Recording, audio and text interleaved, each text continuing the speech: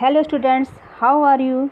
Today I have brought a new video in front of you related to exercise of page number 63, 70 and 71. So listen very carefully and read very carefully. Let's begin. Hello students, आज हम page number 63 पर आपकी text book का page number 63 पे एक letter दिया है, हम उसी के बारे में थोड़ा डिस्कस करेंगे। और नीचे क्वेश्चन दिया हुआ है, you are Nikhil staying in government higher secondary school Dalka Khargone, no reply to your father. हमें यहाँ पर एक लेटर दिया है जो एक here is a letter to a son from his father. एक पिता ने अपने पुत्र को एक पत्र लिखा और नीचे जो क्वेश्चन दिया है उसमें पुत्र ने अपने पिता को क्या रिप्लाई दिया। हमें क्वेश्चन के अकॉर्डिंग अपने लेटर को राइट डाउन करना है, इसीलिए बहुत ध्यान से आप इसको लेटर को पढ़िए और इसके आंसर राइट डाउन करिए। Here is a letter to a son from his father. हमें यहाँ पर एड्रेस दिया हुआ है और नीचे डेट दी हुई है, डियर मोहन। फादर ने लिखा अपने पुत्र को, dear Mohan, I hope this letter will find you in good health. I think you are well settled now in the hostel and the new surrounding. This is the first time you are staying away from home. Father ने अपने पुत्र को लिखा है कि मैं आशा करता हूँ तुम्हारी हेल्थ अच्छी होगी और मैं ऐसा सोचता हूँ कि तुम वहाँ पर हॉस्टल में अच्छी तरह से एडजस्ट भी हो गए होगे क्योंकि ये पहली बार तुम घर से दूर हो। I am writing this letter to tell you that your prime concern should be your career. Divide your time bill between your study and other activities. और वह ऐसी आशा भी करते हैं कि उसने अपने टाइम को बहुत अच्छे से डिवाइड किया होगा कि हमें किस समय स्टडी करनी है, किस समय में अदर एक्टिविटी कंप्लीट करना है। डोंट फॉरगेट योर एम, और लिखा है आप अपने उद्देश्य को ना भूलें। I am sure you will get success, और मैं श्योर हूँ कि तुम सक्सेस को प्राप्त करोगे। You should give special attention to your health, और साथ में कहते हैं आप अपनी हेल्थ पे भी ध्यान दीजिए। If you have any problem do write to me, यदि तुम कोई समस्या रखते हो तो मुझे आप लिखें। Love from your mother brother and sister, your loving father Pradeep Kumar. हमें इसी फॉर्मेट में इस आंसर भी लिखना है जो नीचे हमारा क्वेश्चन दिया हुआ है। मैंने आपका आंसर यहाँ पर लिख के दिया है, ये देखिए। हमें जो एड्रेस दिया है हमने इसको इसके अकॉर्डिंग अपना लिख लिया, government higher secondary school Dalka Khargone. यहाँ पे हमें डेट मेंशन करनी है, डियर फादर। हमें बिल्कुल उस लेटर के अकॉर्डिंग ही अपने जवाब को फादर को देना है। I got your letter only yesterday, I am well here and hope this letter finds you in good health now. I am well settled in the hostel and the new surrounding. As per your wish, father, I also think that my prime concern should be my career. I have divided my time between my study and other activities.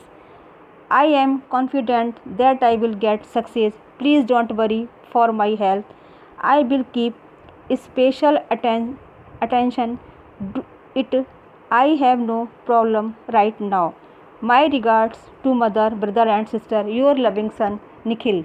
हमने कुछ नहीं किया, हमने सिर्फ जो father का letter है उसी के अकॉर्डिंग हमने अपने पत्र को बनाया है और उनके पत्र का जवाब दिया है। इसमें पुत्र ने लिखा है कि मुझे यहाँ कोई प्रॉब्लम नहीं है, मैं अच्छे से यहाँ पर एडजस्ट हो गया हूँ और मैंने अपने टाइम को भी 2 भागों में डिवाइड कर लिया है और आप बिल्कुल मेरी हेल्थ को लेके चिंता ना करें। अगर मुझे I have no problem right now, अभी मुझे कोई प्रॉब्लम नहीं है। ये हमारा आंसर है और आप इसको बहुत ध्यान से इसको रीड करिए और इसको याद भी करिए। ये आपकी टेक्स्ट बुक के पेज नंबर 63 पर दिया हुआ है। नेक्स्ट देखिए, ये हमारा लैंग्वेज प्रैक्टिस आ गए। यहाँ पर हमको कुछ सेंटेंस दिए हैं और उसके नीचे इसके बारे में कुछ लिखा भी है, आप बहुत ध्यान से इसको रीड करिए। फर्स्ट सेंटेंस देखिए, I rush to occupy my seat, I finished reading. Third है, reading the news he felt disappointed. और थोड़ा सा इसके बारे में डिस्क्राइब भी किया है।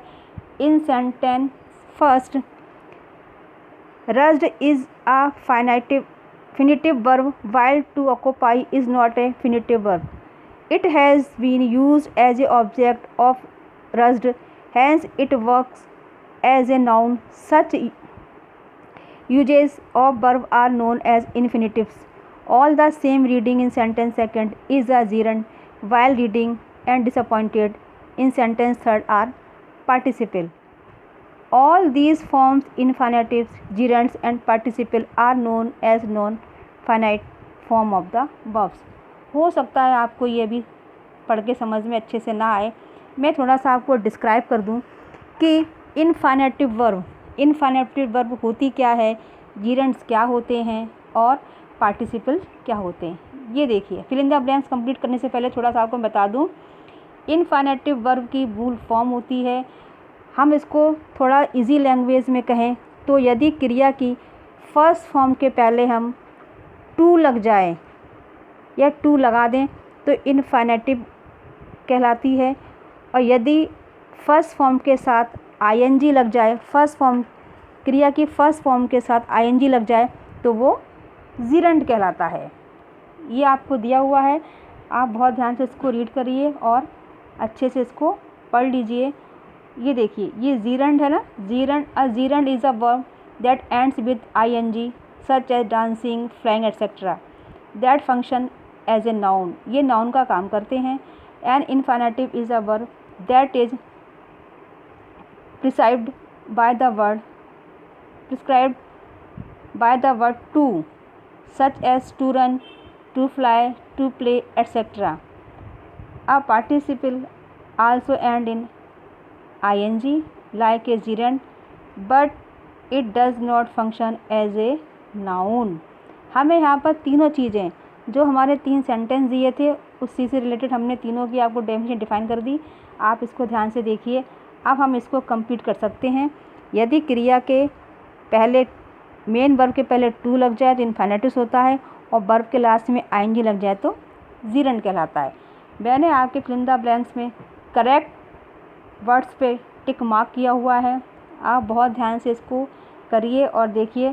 कामनी decided to go alone, she is thinking of buying a car, Reshma felt delighted on getting the scholarship, he promised to return the money soon, parents postpone celebrating their daughter's marriage.